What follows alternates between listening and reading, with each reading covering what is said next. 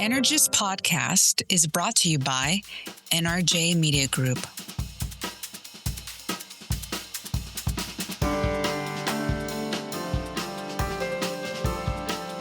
Sunshine. So, Kwame Patterson's story is straight, isn't it? Straight out of a movie. Oof. Except it's real life. From high school struggles to starring in some of the biggest shows on TV. That really is a definition of a comeback story. It really is. I mean, I know. he went from Baltimore to Hollywood, proving that talent, hustle, and resilience, man, those three skills, you can rewrite your entire future. Yes, you can. Yes, you can. You know what? And let's talk about The Wire. You know, his role, I know, his role as Monk was legendary. But listen to how he got that role. That's even more legendary. But that for him was just the beginning. You know, and he's crushing it now in Snowfall, David Makes Man, and so much more. Yeah, and I do have to go back and with what you just said. PSA announcement. Huge fan of The Wire. Huge. I know, fangirl here, fangirl. Alert. I know. I admit it. But you know what I love the most? He keeps it real. I know. We're speaking to him. No shortcuts, no handouts, just raw determination and straight hustle to break into the entertainment industry. You know, and it takes that hustle. It takes that drive, grit, determination to get where you want to get to. Mm-hmm. So listen, if you're an aspiring actor, a creative, you know, or someone who just refuses to let obstacles define you, this is your episode. Listen in. And Kwame Patterson, he's bringing in the heat. So buckle up because this one's going to be a ride. A hell of a ride. And you know, as a treat, we've got Shelton Benjamin coming in halfway through. The WWE former superstar is a legend, and we are honestly blessed to have him on. Yeah, having them two was such a treat. What a golden moment for us. Wasn't it? You know what? The way that just worked out, having them both there together, it just showed you two people that didn't know each other, how they were just able to interact and how similar their story was. Yeah, it was difficult to end this episode. It really was. I know. So guys, listen in, enjoy it. Let's enjoy the ride. Well, today we have the pleasure of welcoming actor Kwame Patterson. Kwame, thank you for coming in. It's lovely to have you here. Thank you for having me. Kwame, I appreciate it. Our pleasure. We had such a lovely time speaking to you in preparation for this interview, and Yes, really looking forward to you sharing some of the little tidbits that you shared with us. Can you start by giving everyone a little bit of a recap on your career and what you've done, and maybe even talk about some of the roles that you were excited playing? Yes, ma'am. I started off on The Wire, a show called The Wire out of Baltimore. Love that show. Thank you. I appreciate it. I was that crazy fan, anyways. It's interesting, like, how that came about. Because at that time in my life, I wasn't trying to be an actor. But The Wire filmed in Baltimore. And so we loved The Wire, you know, coming on. So we would be outside on the corner hanging out, and when such and such time, everybody running the house, you know, it wasn't no DVRs and all that stuff back in. And I always like to say that we had watch parties before watch parties was a thing. Yes. Because, you know, it wasn't no social media. I was a part of those watch parties. Let me tell you, I was a fan. Right, so you understand, like, we run in the house, we watch The Wire, then we go back outside. But, so I would see people, you know, like, sometimes you'll see, like, friends, or you see somebody you know, and they be like the nosy neighbor on there, you know, the first couple seasons. You're like, oh, man, that's such and such. I was like, oh, wow, that's pretty cool. Like, oh, they got on The Wire. I was working for a telecommunications company at that time, and it was subcontracted through Verizon. Fast forward, I used to always be like, oh, that would be cool to one day, you know, tell my kids, be like, yeah, you know, I was on The Wire. Like, I was always like, man, if I ever get opportunity just to get on there and say one or two lines, that'd be awesome. And so that was just a thought process. Yeah. Never knew how to do it, anything. So fast forward years later, neighborhood I'm from in Baltimore is called Park Heights. And so that was one of the areas that they did film the show in. And so I remember we used to be outside watching sometimes when they be filming. And I remember a PA said, she said, are you an actor? You know? And I said, no. And she was like, you should audition for The Wire. And I was like, okay, you know, how do I do that, you know? And she was like, just send in a headshot and a resume to Pat Moran Casting. So I was like, okay, got the information. Now, mind you, I didn't have no headshot. So I took a regular picture. I didn't have no resume, so what I did was I took a piece of paper and I wrote down a bunch of school like plays. No, you and I did. I had about 10 or 15 plays on the back of this resume that I'd never done, ever done. And I was like, okay, let me put all these plays, and then I sent it into casting. Right. And mind you, at that time, you know, I grew up in the streets, so I looked like that. Everybody's always be like, yo, you look very scary, you know what I'm saying? I did a lot of things in my youth, you know what I'm saying, that not necessarily proud of, but it shaped me as a man. Mm-hmm. And so, and I like to say, not that God is out here like, oh, go sell drugs, oh, go do this, but I feel like a lot of the things that I did prepared me for this role. And I didn't know it. So basically, I sent in this headshot. I get a call from casting, asked me to come in. Character was Lieutenant number 1. He had 2 lines. I go in. I didn't even really study. I was like, okay, it's 2 lines. Okay, I memorized it. Boom. Because again, never took an acting class or anything. So I'm green. I don't know what to do. So I just go in. I got my do-rag on, everything. And I was like, normally how I normally walk around. Like back then, I used to wear like diamond earrings in my ear, had the chains on, the bracelets. So that's how I went in, just like that. And got the role, was excited, and was telling everybody, oh man, I got the role in The Wire. Everybody's excited from the neighborhood. Yeah. So I finally shoot my scene. And Jamie Hector, who played Marlo, who's one of my closest friends to this day, we shoot the scene, and when we done, he says, they're gonna bring you back. And I was like, nah, bro, I'm just here for the day, man. He was like, nah, trust me. I was like, nah, I didn't know him at that time. I was like, he's stupid. He ain't talking crazy. I don't know what he's talking about. So I'm just excited to be here, for the day. You know what I'm saying? So I was excited. I go home. 2 weeks later, I get a call from Pat Moran Casting. Megan called me, and she says, how would you like to be a regular character on the show? Get out. Yeah, and so season 4, I was in 7 episodes as a day player. I had no agent, no manager, none of that stuff, because I didn't know anything about any of that stuff. Another funny story is, so during this process of doing this, David Simon, he would come on set and he would always like speak to Jamie and them and like really have conversations with them. And he would just kind of, give me a little, hey, didn't really say, but I used to be like, I don't think he likes me, and Jamie would be like, nah, that's just how he is. I was like, he speaks to everybody else, but he doesn't really say much to me. I was like, I wasn't sure, and so at the end of, I'm in the last episode of season 4, we rap, and they say, that's a rap on Kwame Patterson, blah, blah, everybody clap. And then it was one of those movie moments where he walked over and he was like, how'd you like being on the show? And I literally looked behind me because I was like, is he talking to me? Like, I was like, me? Wait, and he was that's like, another moment you have as well. Yeah, he was like, yeah, you. And I said, that was a blessing. I appreciate the opportunity. At this point now, still, I was not about to become an actor. Okay. I literally was like, and I'm jumping a little bit. I had just joined, Verizon had this program, a 1-year program that they pay for to become an engineer. When you complete that program, you sign a 2-year contract with them, and they start you off at like $140,000 a year. Mind you, I didn't graduate high school. I got locked up in my 10th grade year, so I didn't graduate high school. I got my GED, went to the military. And so for somebody who didn't graduate high school, didn't go to college to make $140,000, I was excited about that. Hell yeah. So at the end, and I'm explaining how this conversation changed my life. So at the end, he says, how'd you like being on the show? And I said, I was a blessing. I truly appreciate the opportunity, man. Like, thank you for having me. This was so exciting. It was a dream come true. He said, that's awesome. He said, because next year we're going to make your character bigger. That must have been amazing. Yeah. To have. Yeah. It was amazing. And that in season 5, so then I flew to LA, started taking acting classes, and flew back. Yeah, now I gotta learn. Yeah. And then season 5, they made me a series regular. So how long was you on? How many was you on to the end? Yeah. Yeah. Amazing. In season 5, I was in all 10 episodes. Yep. Yeah. Season 4 I was in 7 out of, I think they had 13 or 12 episodes in season 4, and then season 5 was only 10. I was in all 10. Yes. Yeah. But Kwame, so you said you didn't want to be an actor, but others saw it in you. Yeah.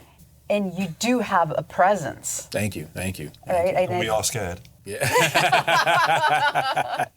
No, you do. And so, but there must have been a curiosity about it, yeah? There, not really. I mean, it was more so, again, and I don't have kids now, but at the time, it was just a thing where I just thought I was pretty cool Like, cause you're not thinking like, oh, I'm about to be on TV and just become, a star. Like some people grow up thinking that. Yes, I didn't absolutely. think that. So it was more so for me, it was just like I had seen other friends or people with small parts. And I was just like, that'd just be cool just to tell my kids one day, your dad was on this show called The Wire. Let me pull up this episode to show you. You know what I'm saying? Exactly. 17. Exactly. Let's rewind it again, because the first time wasn't enough. Right, exactly. Let me freeze it right here for you. See that? That's your dad. Right. So God, that's really what it was. It was just like a cool thing, like something cool to do, an experience. But I'm very spiritual. So it was when those things happened, I was like, oh, God has a bigger plan for me. Oh. And so, and that was where I was saying that, not that I'm, and any young kids that's listening, I'm not sitting here saying that you should be out here doing bad things and doing negative things because it's going to bring you a role as a drug dealer. No, like, I'm a firm believer that things happen in your life for specific reasons. Yep. You go through certain things in life for reasons, you know what I'm saying? Everybody you meet is a learning experience. Whether that experience is negative or positive, you learn something from it and you grow if you choose to. Everybody doesn't choose to, but if you choose to, you grow from it. And so for me, it was that thing like, oh, this is why I sold drugs. This is why I did the things. This is why I was a part of gangs when I was growing up. And because had I not done those things, I wouldn't have not been able to bring the authenticity to that character that they wanted, because they didn't care that I went to acting classes. They just wanted the authenticity of somebody from Baltimore that was from the streets, and they could, like you say, that presence, that scariness, because I had been told that my whole life. I've always been quiet. And so I was always the guy, like I started boxing when I was like 12. And so something in common. We'll be talking about that a little later. Okay, yeah. And so I got into boxing because of the streets, I got bullied when I was young, and then I got into boxing, and then all that changed. But I was always very quiet. Like I wasn't somebody walking around real cocky. Yeah, I hung around cats who did that, but I was always the quiet, chill one. And what I always learned was the quiet ones are the ones you have to worry about. So I always adapted that. And then that played dividend, like you say, as I got into my acting career, because when we would have auditions, when I would go to rooms, the first thing people would say, they was like, your presence, when you walk into a room, it's like, it makes people want to hear what you about to say, or they're like waiting for something, because they was like, your presence. And that's the thing I missed about the audition process now, is like everything's on tape. You miss that with tapes, it's that presence, so yeah. But Kwame, let me tell you, I felt your presence. I'm like, is Kwame here? Because you do have it. You really, really, and it's strong. Thank you. So can we take you back to your childhood? So you mentioned it a couple of times already, but you grew up on the streets. So what was it like? What was growing up at home like? How did you get to sell drugs, to be in a situation where you were in a gang and then you were bullied, or previously you were bullied, you took up boxing. Can you talk us through a little bit so we understand? My family was heavy into it. A lot of it was before I was born. Was it generational? Yeah. My uncles, even my mom, you know what I'm saying? And so my mom did not want me to be involved in that life. But unfortunately, when you're around it, your cousins, your uncles, like literally, we talk about now, like trying to, like you say, break the generational curse. Basically, I'm going to say every male in my family, going all the way back to my uncles, have been to jail at some point in time. From little cousins to, myself included, and half of the women, And so that growing up in that is, you grow up being taught to be tough, I grew up, in the projects. I grew up originally started off in Jersey. Okay. And then we moved to Baltimore when I was like 15, 16. In Jersey, I remember I was about 8 years old. And I remember a kid named Fat Man, another kid named Manny, and I don't remember the other kid's name, chased me home from school. So I'm running in the house, I'm crying, and my mom says, what are you running this house crying for? And I said, Fat Man, them trying to beat me up. And my mother said, you either go back outside and fight them, or I'm gonna whoop you. And I didn't want no whooping from my mama. Oh. So I went back outside, and I fought them, and I got beat up. But I fought. And that was the beginning of knowing, oh, okay, it's not that scary. You might lose, but if you fight back, it'll at least sometimes, kind of get them to stop. Right. Now, that didn't necessarily get them to stop, in that situation. But my cousin, Gemini, he was a boxer. So he boxed, he went pro and stuff. And then he ended up breaking his wrist twice. So he never really got to really fully pursue. But he got me into boxing around age 11. And he was like, you need to learn how to fight. And so he got me into boxing. And back then, boxing was free. You used to go to the YMCA. Go to Y, it was free. You had to pay for nothing. Now everything costs, Yeah, exactly. So I went to the Y. Trust me, it's the same. Yeah. Exactly the same. So I would go to the Y every day after school, and I learned how to box. And I got really good. And part of the reason I got good is because there was nobody else there my age for me to spar with. So everybody I was sparring with was like 14 years old, 16 years old. Oh. So I'd be 11 and I'd be sparring with them and they'd be whooping my butt. Yeah. And I come home, my mom be like, she's like, I don't want you boxing no more. You come home, your lips bloody, everything. And I was like, nah, Ma, I want to get better, blah, blah. And so that transition to once I got good, that when I went back around the neighborhood and each one of them, I beat each one of them up one by one because now I'm fighting somebody my age. Yeah. I just got finished fighting somebody who was 3 years older than me and I was hanging with them, even though they won, but I hung with them. Now I'm about to whoop peers. you. Yeah, now I'm about to just whoop you all up and down the street. And that's just what happened. And then the whole narrative changed for me.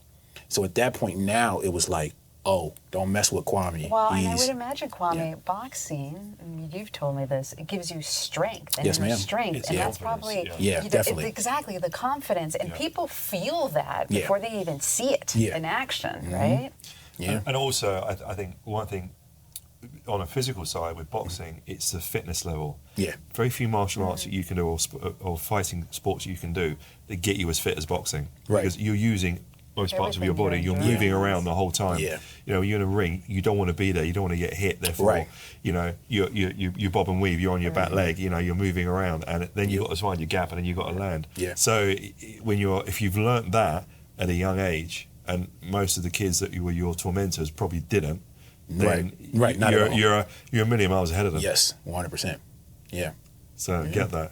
But also one thing I found, mentally it's good for you. Yes. Because it just keeps your head straight. Yeah. That's one of the things I've really enjoyed.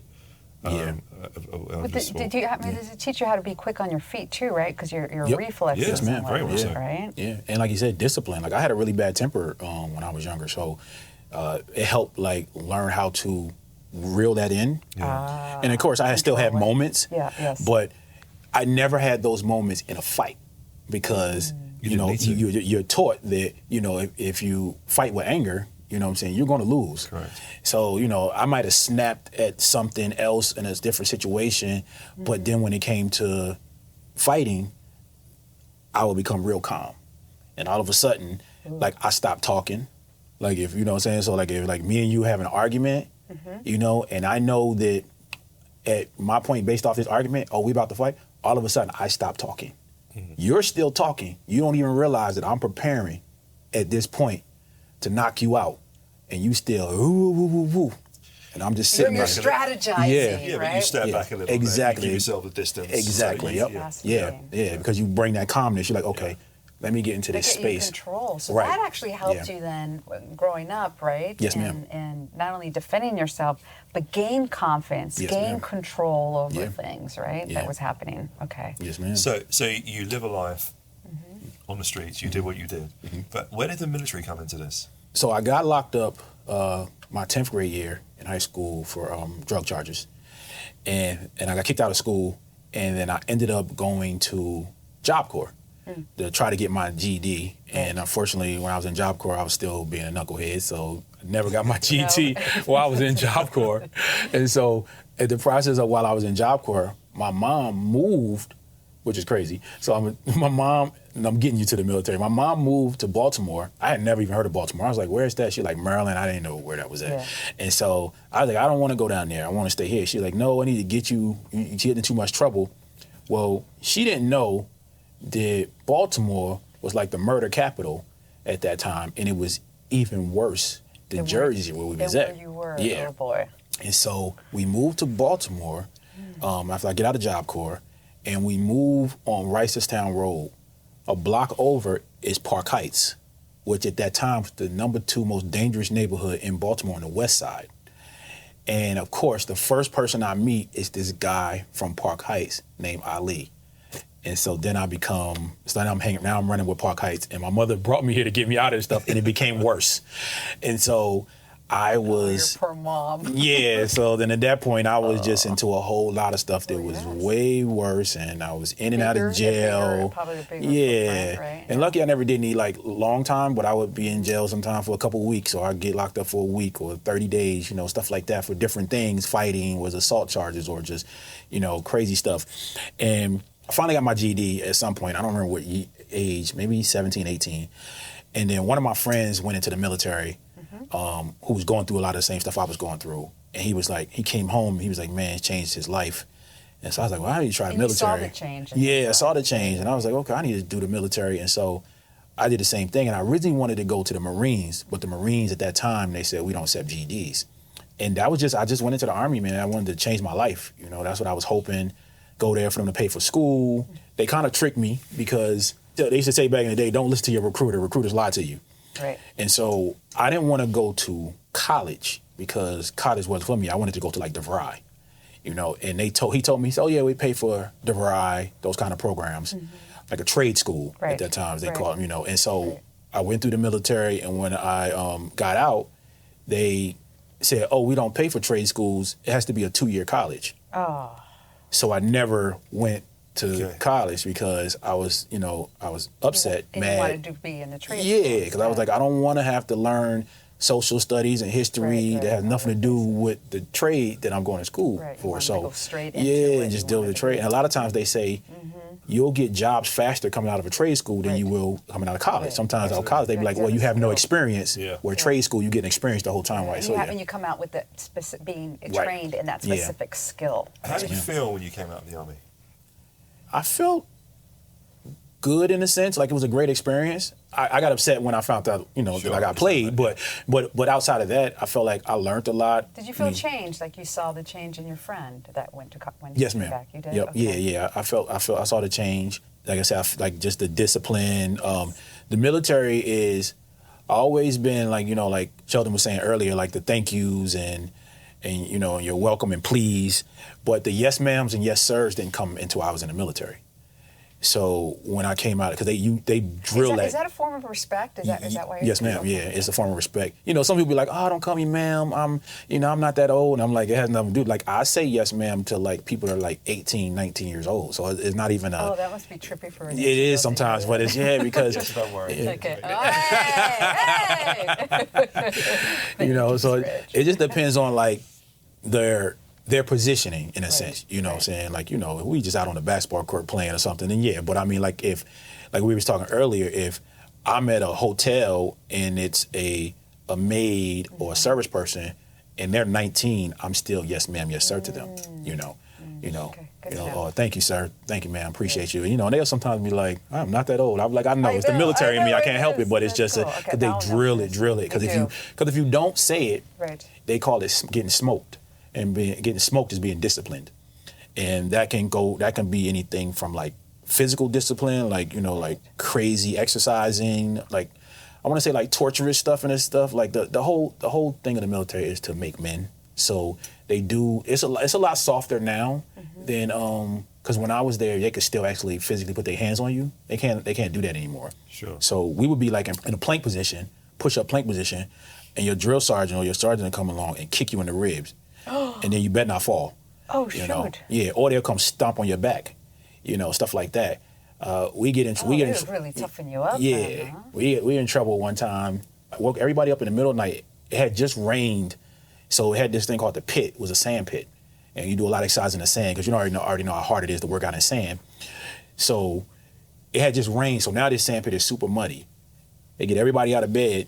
They tell everybody we going to the pit. So they have everybody in the pit, bear crawling, rolling around in this mud for hours. Take us back inside. We thinking we can get in the shower. We said, no, everybody lay down in their bunks. Make us go to sleep. Muddy, completely muddy.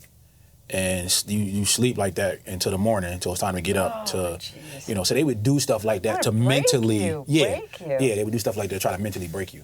And I saw a lot of I like to say grown men because we were like 18, 19, some 20, but I saw a lot of guys crying. It was the first time for me because I didn't, like now I show my emotions, but at that time I didn't. So it was weird for me when I would see these guys crying and stuff, and I just was like, why is he crying? Like, I was like, it's not that serious. I know, like, this is nothing. Yeah, I've been getting yelled at and screamed at my whole life. Like, this is... You see, I got a question for you. Yes, sir. It's a different thing because your upbringing was different. Right, exactly. So you were used to, look, you say you came from the streets, so you were used to... Yeah, police brutality, all that stuff. Yeah. And having to fight your way through. So you mentioned before breaking a generational curse. Do you think, because it's a conversation I often have, I got a guy I've known for 20 years who I train with, and he comes from Jamaica, different generation, similar to you as you grew up. But our conversation is always based around, well, put people in the army. The kids today that don't have that discipline, let them learn a trade, let them learn respect and discipline so that when they can come back into the world as a young adult, they come back with something to give back as opposed to take all the time. Right. I know there's gangs, obviously in the US. In the UK, we got similar problems.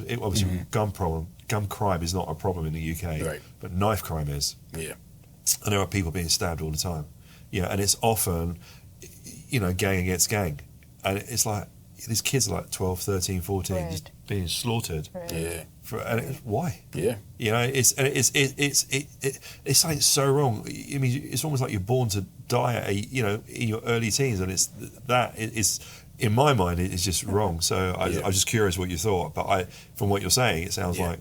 But you grow up with what you know. That's what you know. You don't know anything else. Yeah, you don't. That's it. Yep. That's your way of life. Yeah.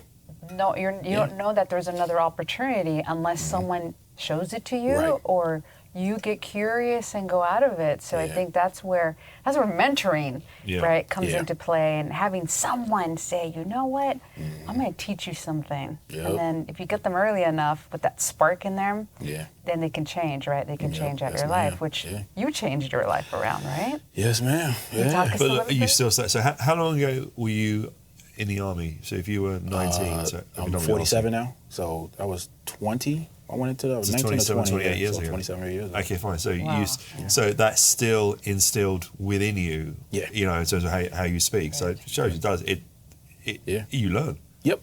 Yes, sir. Yeah. It's like you say, it's just like, again, it goes back to what I said earlier. It's just like what you take from it. Yeah. Of course, everybody's not going to come out the military and completely change, right? That's what I took from it. That was the thing I went in there and I learned, because I went in there wanting to change, and so, and of course I still, when you first get in, I still did knucklehead stuff when I first got in, I remember we had a fight, I think the second week we was there, it was like a group fight. It was like we was fighting with another platoon. It was so funny because our drill sergeants because they was Rangers, and so they used to always be like, as long as if y'all handle it between men, we don't care. But if somebody tell us about it, then everybody's in trouble, that kind of thing. And so sometimes people would go in like the bathroom and they had their little one-on-one things, and then that'd be it. So I remember one time we was in the laundry room and we get into this little group scuffle, and somebody comes, yo, drill sergeant's coming, drill sergeant's coming.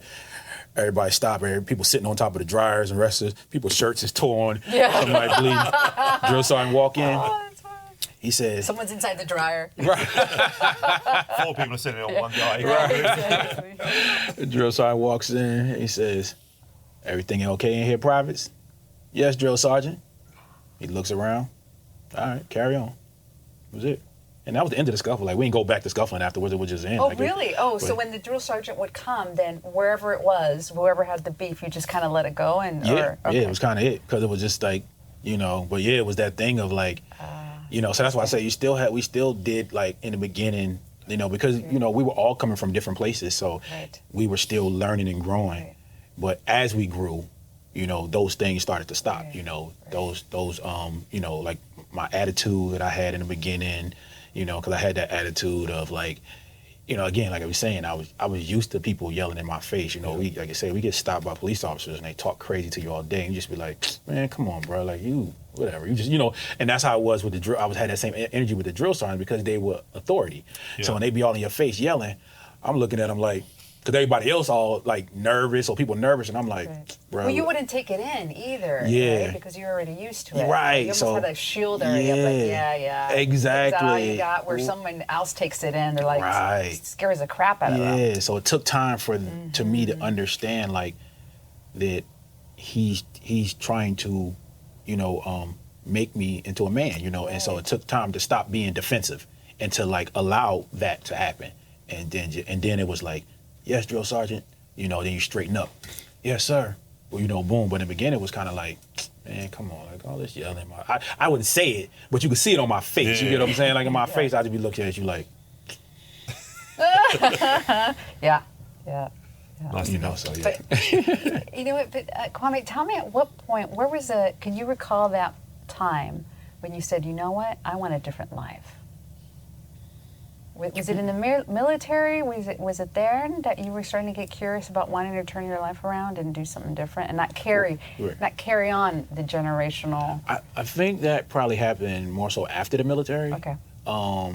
Yeah, I say probably like around age maybe, I'm gonna say 24.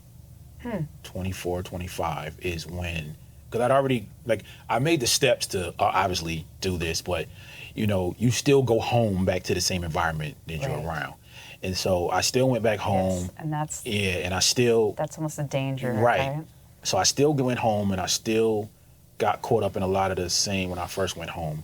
But then it was like, I literally one day, and I don't know what it was, and I don't know like what happened, but I remember waking up one day and I was like, I'm done doing this. I'm not doing this no more. Like cold turkey, like you said it? I literally said it, yeah. And nothing had happened to... No, nothing had happened. And I always say, because to this day, the guys that I grew up with are still my closest friends and brothers, and I always say that when I decided that I was done with a lot of the stuff that we were doing, not one of them was like, oh, come on, man, you need to come on. Like they was like, they respected it, they supported it, even though they were still doing their things and doing stuff. There was no peer pressure. They didn't give you a hard time. Not at all. Not at all. Oh, that's good. Yeah, and that's why I say I was blessed to be around good people that didn't do that to me, because a lot of people get they get the peer pressure, and it's just like. But that goes back to character. Yes. And talking of character, we had a guest on previously, Shelton, and we're lucky enough to have him back today. So if you don't mind, we'd like to reintroduce Shelton Benjamin. All right, Shelton. I want the express plan. All right. Hey, Shelton. Shelton, lovely to have you back. Brother. Hey, brother. How are you? Welcome back. It's been a while. It is. You know what? You haven't changed a bit. I know, exactly. Oh, man. So we have Shelton. Yes. We have Kwame, two amazing individuals. Right. We should introduce who Shelton is, because I haven't heard his introduction yet. We should do that. Shelton, you want to do a quick little intro? Okay, well, I am Shelton Benjamin. I am a former WWE superstar. I've been a pro wrestler for 24 years, and I'm looking to get into some acting, so this will be very educational for me as well. Right, so Nora and I are going to go now. Yeah, I know. We're going to let you two talk amongst yourselves. Right. You just turn the lights off when you finish. No. Yeah. So we thought it would be lovely to have you both together and just talk about both of your experiences from the point where you got to talking about how you got, I suppose, you came out of the military, started your career you went to, you said telecommunications, so yes, sir. Yep. Got into that, then move on to lucky break in acting. Right, yeah. You same thing, lucky break. You were good at what you did. Right. Got picked up straight into the major leagues, which is pretty similar to actually Kwame. That's to amazing, you. yeah. You mean you went straight from not acting at all, to going straight into one of the most popular TV series ever made. And both coming from humble brains as well. Yeah, right? Where things aren't easy. And when Right. you grow up that way, you actually do take that street smarts with you, because that's in your DNA. Yeah. And it almost becomes like your superpower. Could you guys share a little bit of, I don't know, we'll bring it back to you, Kwame, and then Shelton, if you can answer the question. Like, what are some of the things that you go back to when you're your younger self to help with overcome some of the adult either decisions or the things that you're working on in your craft, like for your Kwame would be a role that you're preparing for?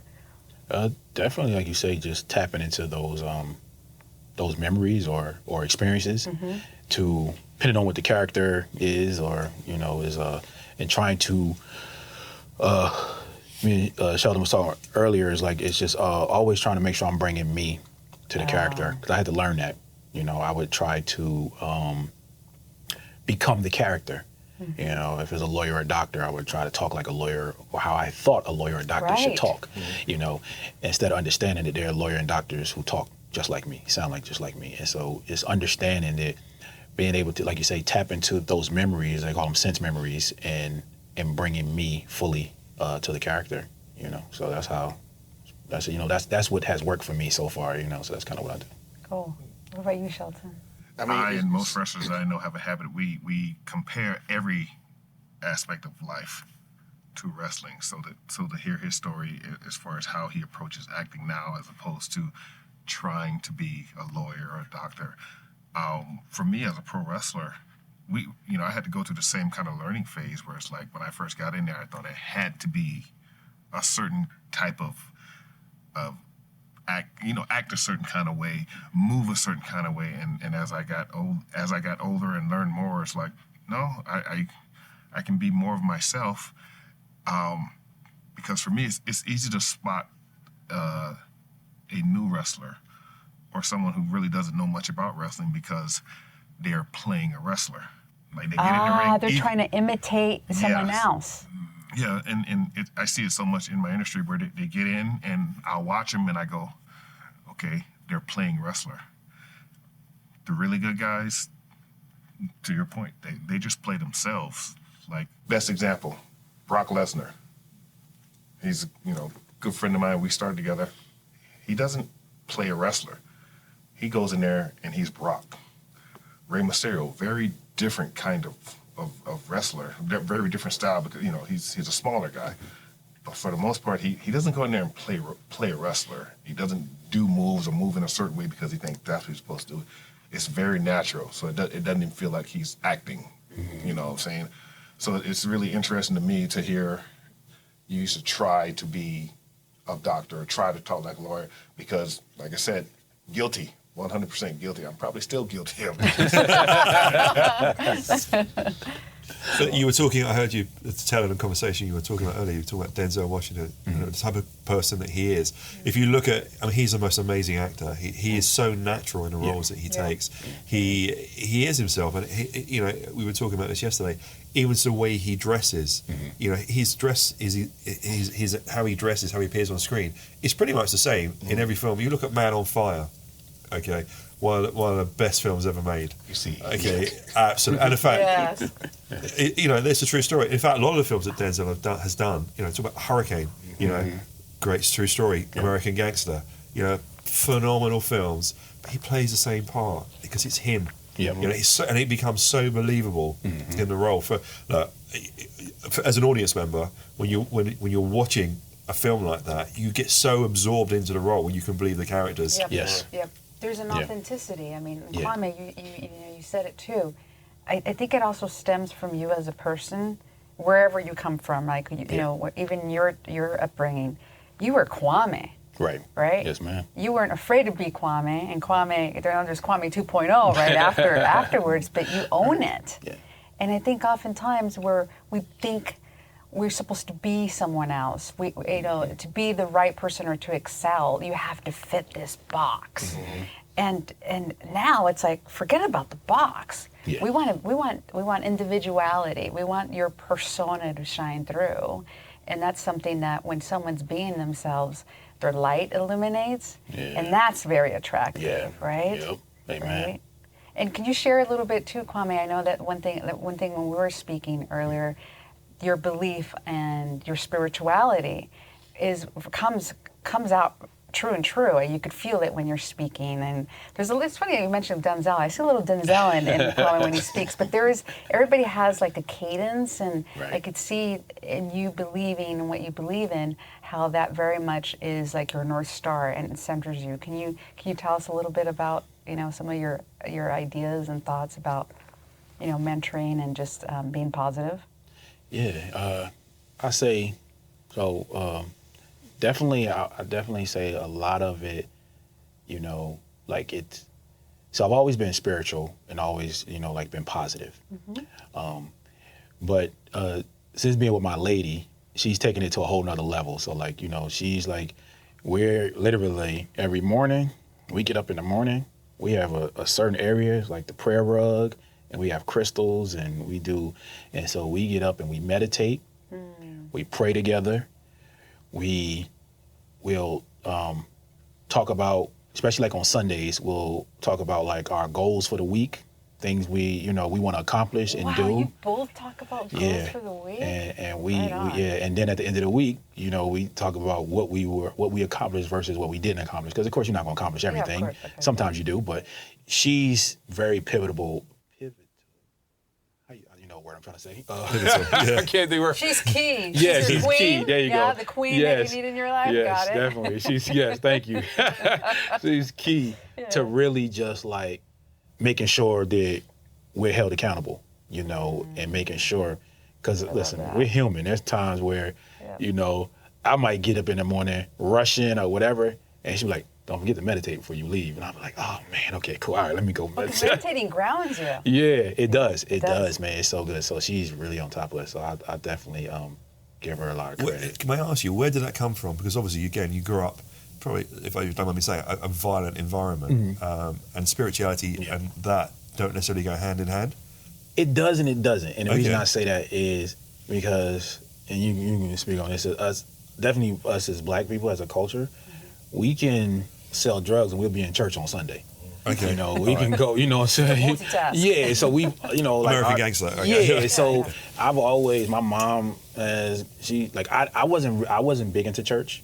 When I was little, my mom made me go to church. Obviously, when you're little, you don't have no say so. When I got older, I really wasn't right. I wasn't really. Shelton still has a say so.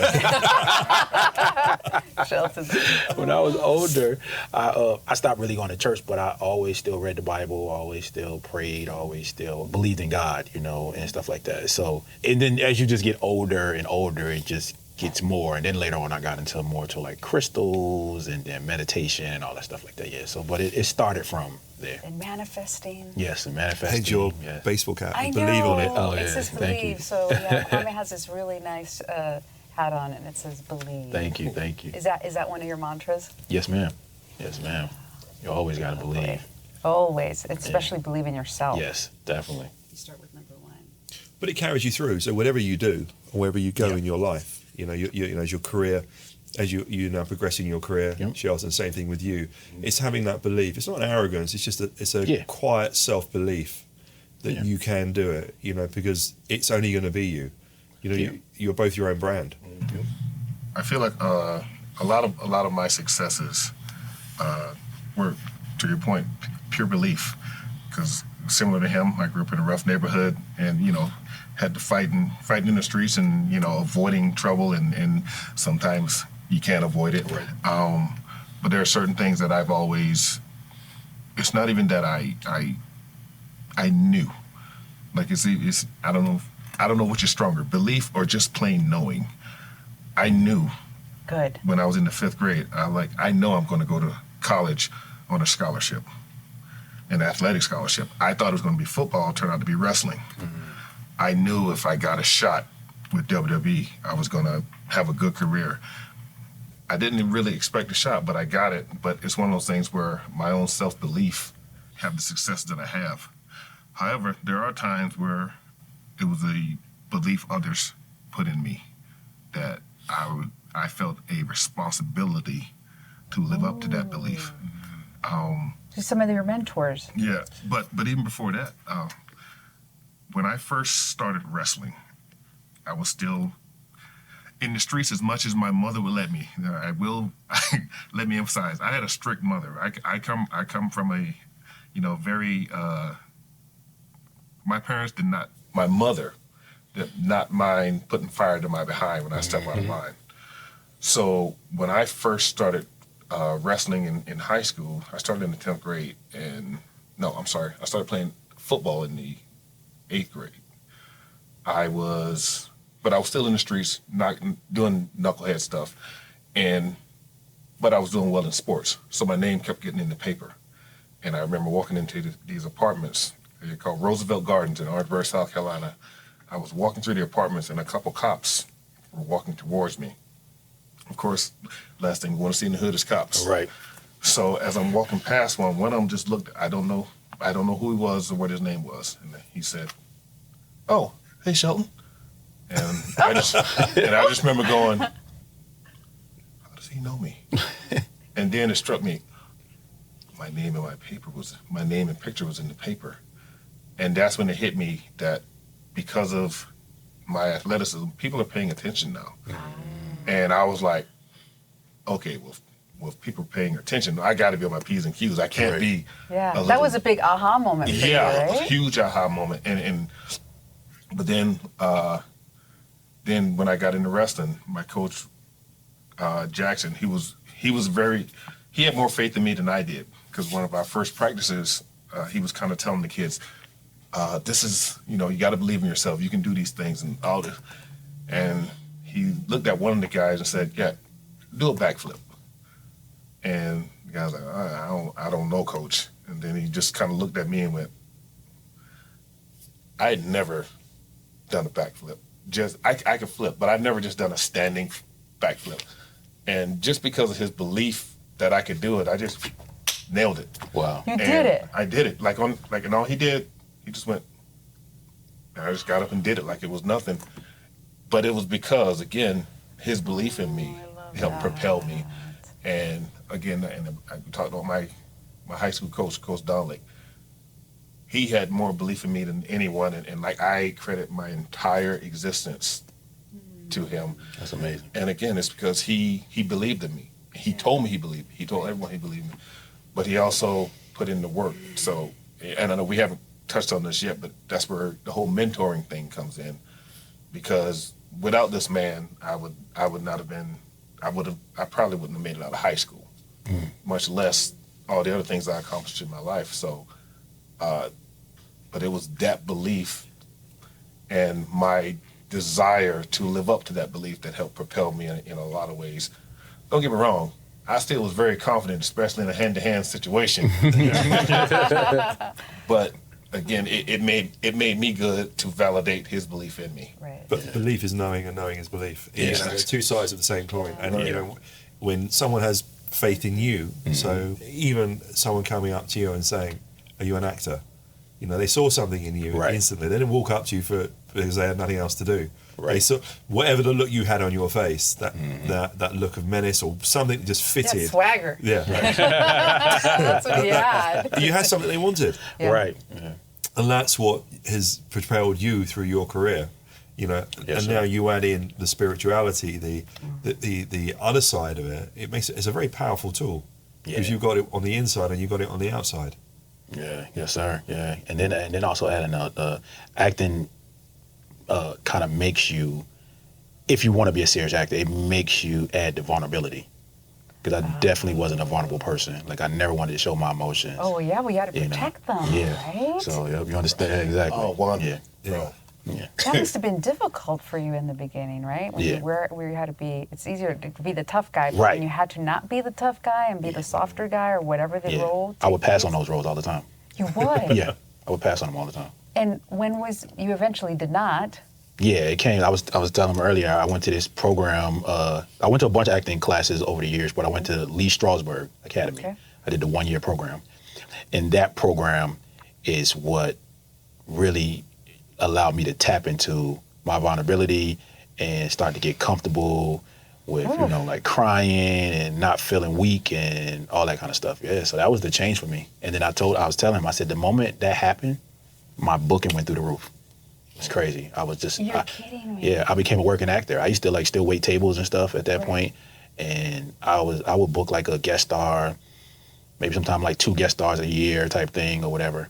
After I did that, and adding that along with learning how to bring me to the character, because I learned all that at that school, bringing me to the character and staying in my voice, not changing my voice, like I say, how a doctor would talk or a cop or, bringing fully me, staying in my voice. Bookings went through the roof. Yeah. And that must have been also too serious relief and probably some sort of therapy for you. Definitely. Because your survival was based on being tough. Exactly. right? Yep. And you know, being good at what Kwame is, right? Yeah. Whoever Kwame was at that point in time. Yeah. And then all of a sudden you had to leave that. It's almost like that was your cape. Yeah. You had to leave that behind, Yep. and you had to uncover who knew Kwame was going to be and what Yeah. you want, where you're gravitating to, right? My friend Gabrielle Dennis, phenomenal actress, she would take me to Hollywood events all the time when I first moved out here, and literally just so I could network. And all I would do was sit in the corner. And she would come over and be like, "What are you doing?" Yeah. And I was like, "I'm chilling." I was like, "I'm not talking to these people." She would literally have to bring people over and say, "This is my friend from The Wire," because I would not, because I just was like, I'm not about to like beg these people for a job or be vulnerable. So yeah. Sounds familiar. Yeah. You know what? You got comfortable being uncomfortable. Yes. And that's a very valuable lesson in life, Yeah. let alone anything else. Oh, yeah. Yeah. So I will start off by saying I'm still learning that to be vulnerable, because again, when you're a pro wrestler, Yeah. the word vulnerability, Yeah. it's like Doesn't no, sell seats. There's no butts and You seats crying involved. in the ring Yeah, is exactly. not really We'll go to Kwame's. We'll go to Kwame's for crying, but not for you. Yeah. So It wouldn't sell. No, nobody. No. No. So, but I think just as black men, showing vulnerability is not something that that comes easy to us. Yeah. Like in general, like so. I applaud you for being able to. I'm still Thank you. that's still a hurdle that I am learning to get over. Or obviously I'm going to need to. So again, breadcrumbs. So, Right. Yeah. but it's like I said, it's amazing to hear, because I don't hear this kind of thing. So like I said, anytime I'm with someone who does something better for longer than me, like I'm just like them. I'm more here. Taking notes. Yeah. Yes. Learn to be vulnerable. It's gonna be a tough one. But you gotta can do do it. Believe me. Right. I believe in Great you. actor. I know, exactly. Definitely. Exactly. Definitely will change your life once you get there. Right. It took me a long time, so. We've spoken about this a lot recently, but one thing I've learned in life is to be a comedian. Is because you adapt and you change to the people that you're with, because not everyone's the same. So I'm not saying that you do that in a way that's not genuine, but you how you come across. So there are certain people that I might be more direct with because of the type of people they are, and other people I'm softer with because of the type of people they are. The message is still the same. It's how it's delivered. It changes, and that I think is a lesson that I've learned.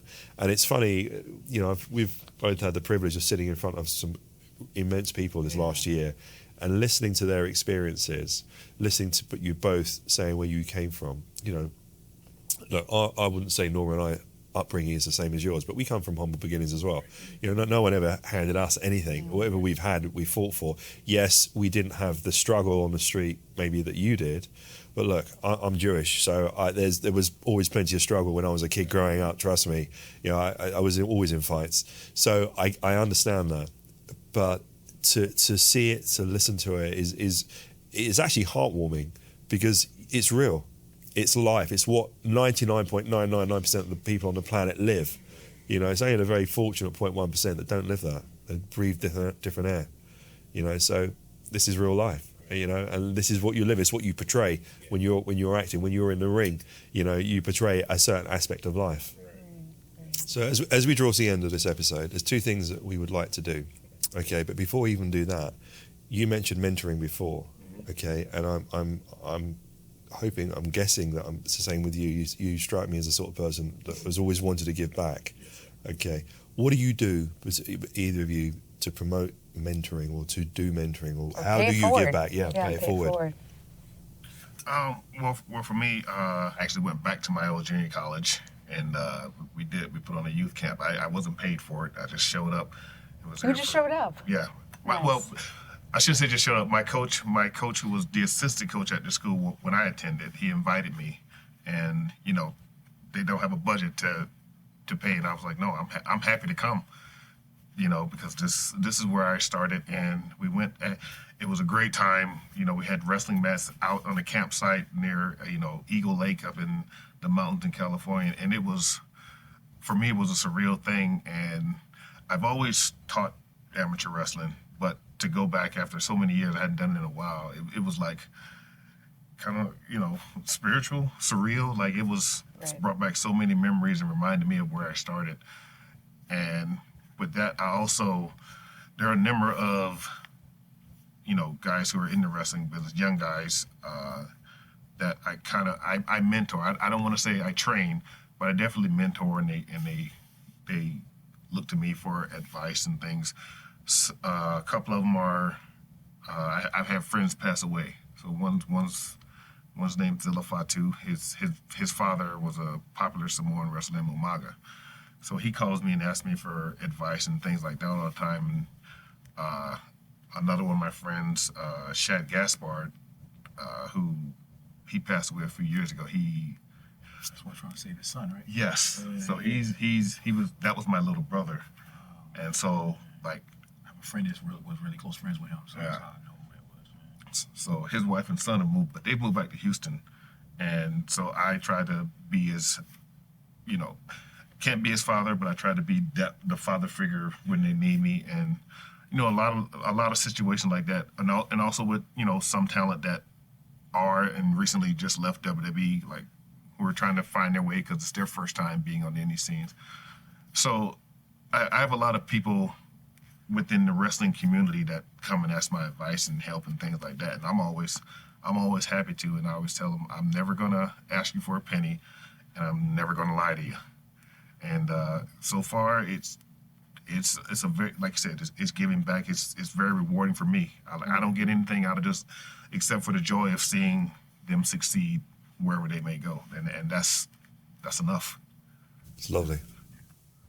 And similar, like I have a lot of like young actors that I've either met from Instagram who've like reached out to me, and then like now to this day, like I talk to them, like now they have my phone numbers, and like if they're working on an audition or they need help with something, we might get on Zoom or a phone call depending on what the situation is. And then I have friends who are part of different programs. Like one of my friends, Alan Maldonado, he has a kids acting program. So he'll ask me to, when they're doing like the summer program, I'll come in and we'll work on scenes with the kids. And then another friend named Isaac Keys, he works with a program where it's more like troubled youth. So a lot of these kids have, they've been locked up or and so I've gone with him a few times and same thing, and we sit and we talk about stuff, because sometimes it's good for them to hear from somebody who has gone through what they've gone through, and then we work on acting stuff. We'll go through different drills and stuff like that. So I enjoy doing that. Anything with kids. I really don't care. We can just go to the park and run around and play tag. I love kids. So anything with kids. Not that I won't help adults, but I'm just saying the majority of my gear is usually with younger adults. You know what I'm saying? It's usually like influential and you could change their life. And I do believe that the greatest gift you can give someone is not a check. It's your time. Yes, ma'am. It's your time and your presence. Definitely. Should we play the card game with? Talking of vulnerabilities, there's a set of cards next to you. Yeah. They are quite thought-provoking, deep questions, as Shelton will attest to. Pick any card, if you would read out the question and then answer it, and then we will all take a turn. Yeah. What's the saddest memory from your childhood? Ooh. Oh. I know, right? That one? Man. Saddest? I already know what mine is. Oh. Sheesh.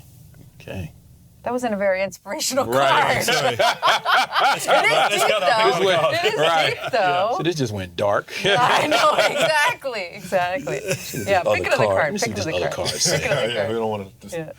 We don't want to end in a downer. Right. Here we go. All right. We'll edit that. We'll pick another card. What's your card say, Kwame? Fast forward 20 years, what does your life look like now? I like that one. Ooh, fast forward 20 years. So for me, I would say, and we were just talking about this, is for me, definitely married. I will be proposing to my lady, so definitely. Hey, may I ask you a question? What's your lady's name? I will not say.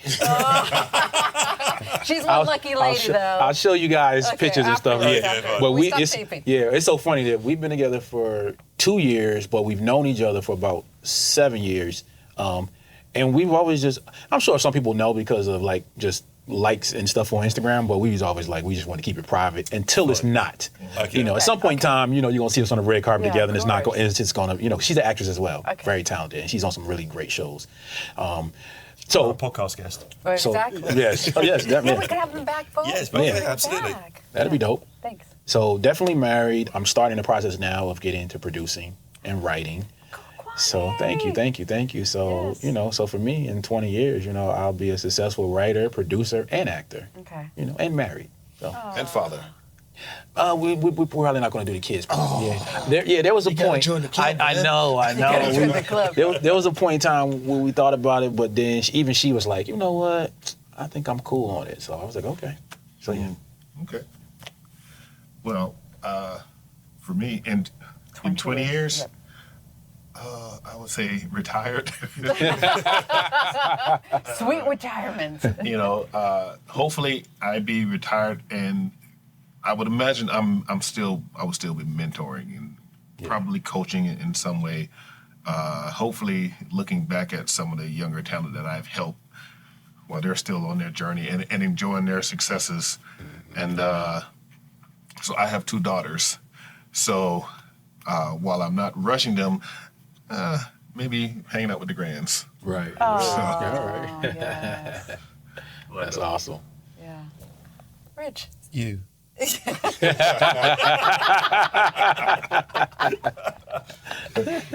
The question was, what are you going to do in 20 years. Okay. Yeah. What's your life going to look like? Yeah. I would like to think I'd be looking back on the successful path that we've taken. I would like to think that we have made a difference. Yes. I would like to think that we've managed to mentor and brought change into people's lives. Yes. And I would like to have seen my kids happy. I've got a grand on the way. Oh, So congratulations. I look forward to seeing, well, in 20 years' time, sure, he or she will be 20. So Right. look forward to seeing what their life looks like. I'd like to think I can still go training at 76 Yes. years old. I think that would be good. I just to be content, you know, because at that point you're really into your twilight years, and I'd like to think I don't actually think I would ever stop. I enjoy doing, and I think the greatest gift you mentioned before is giving time. It's also being able to give back, you know, and we've all learnt lessons along the way in our life for different reasons in different areas, but to give the lesson back and teach someone the right path or the path that you took and how it helped your life potentially may help someone else's, that may help someone else's, that may help someone else's. I'd love to think that in 20 years' time we've been able to do that. Yeah, my head went immediately to the company and what we're doing. Yeah. Because even though it's small and mighty, it has the mission and our 5 pillars that we created is so important, so important. And I think it's our way of wanting to give back to the world. And I do believe businesses can do both, can be profitable and still be philanthropic and be positive too at the same time. In 20 years, I want to see us having a foundation, helping kids, especially like middle, because I feel like middle school is such a vulnerable age. So when you're trying to fight for, you know, who you are, you're trying to figure out who you are, and I you know, and just from personal experience, I think that's when you identify those situations where you felt you don't belong, right? And it's, you need people in your path, like spreading the light and like your hat says, Kwame, believe, teaching you how to believe in yourself. I see, again, just going back to the business, as having a global footprint and taking on more and more projects that really honor our North Star of our pillars. And and in 20 years, I want to see the world in a better place. Yeah. Amen. Right? I'll raise a glass to that. Yeah. Absolutely raise a glass to that. Yes, Definitely. yes. All right, And you'll well, do it. We will do it. We will do it. We will do it. We're absolutely going to do it. I'm wanting all you guys as well. All of you guys would do Honestly, it. thank you both for coming on today. It's been amazing. Thank you Shelton, for thanks for having coming me. back. Yeah. Oh, honestly, Thank you, the pleasure is all ours. Thank you very much indeed. You're welcome. Thank you. And we need to have you guys all back. And you and your lovely, mysterious, beautiful lady, right? Your queen. We would love to have you guys back. And then you, my friend, back with your projects that you're going to have under your belt. Absolutely. Yeah. Yes, sir. Yes, sir. All right. Well, Thank you thanks both very much. Thanks again. Thank you. Thank you. And cut. Thank you for tuning in to Energist Podcast, where ambition meets achievement. If today's stories energized you, share this episode with someone who needs that spark. Stay connected. Subscribe to our newsletter at NRJMediaGroup.com and follow us on social media for more powerful insights. Until next time, stay inspired, stay bold, and keep striving for greatness. Energist Podcast is produced and hosted by Norma Garcia and Rich Reed. The incredible talent behind us. We are highly engineered and edited by Rich Evers. Our seriously creative director is none other than David H. Tanaka. Our talented music composer is Steve Devaney. Our devotion to motion graphic designer is Mike Macklin. Our very spirited technical advisor is Tracy Williams. Our amazing marketing manager, Lauren Carter. Our man of many words publicist is Josh Gershman. And introducing our producer's assistant, Blake Mealy. Energist Podcast is brought to you by NRJ Media Group.